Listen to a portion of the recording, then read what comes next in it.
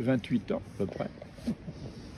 Et quand tu te trouves en terrain hostile, alors terrain hostile par exemple, là c'était le cas d'une prairie qui touche un moulin, humide tout le temps. Bon. Les gens ils me disent, nous on aimerait bien avoir un verger. Bon. Mais ils disent c'est impossible dans les pieds dans l'eau à côté du moulin. Bon, ben, j'ai dit une solution,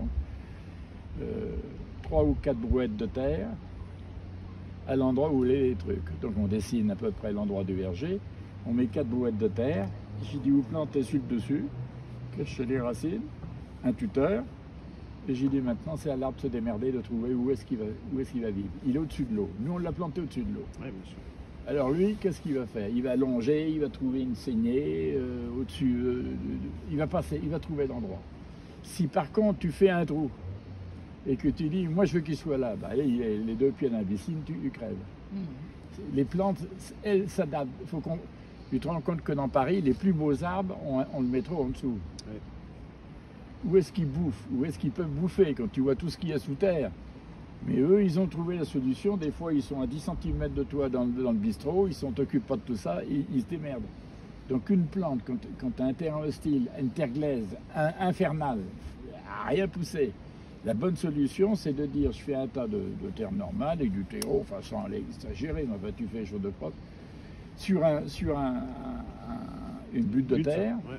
Tu plantes et tu dis maintenant démerde-toi. Lui il va longer entre la glaise et ton truc, il va trouver une petite saignée, puis des fois à 10 mètres de là, que tu ne sais pas, une petite plante à 10 mètres de là, hein, il va trouver un endroit, il va retrouver une vette de bonne terre, il va se démerder. Je donne toujours ce renseignement-là, c'est fini depuis 4-5 ans, depuis l'incendie, mais quand on regardait Notre-Dame de Paris, quand tu étais sur le parvis, que tu regardais Notre-Dame, il y avait des grands piliers qui sont des piliers de renfort, si tu veux, en pierre de taille. Bon. Et à 15 mètres de haut, entre 2 petites pierres de taille, il y avait un joint qui doit faire 2 cm, il y avait un IF de 2,50 m. Oui.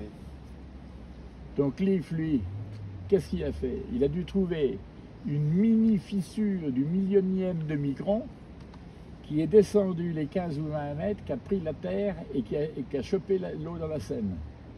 Oui. Et il vivait parfaitement.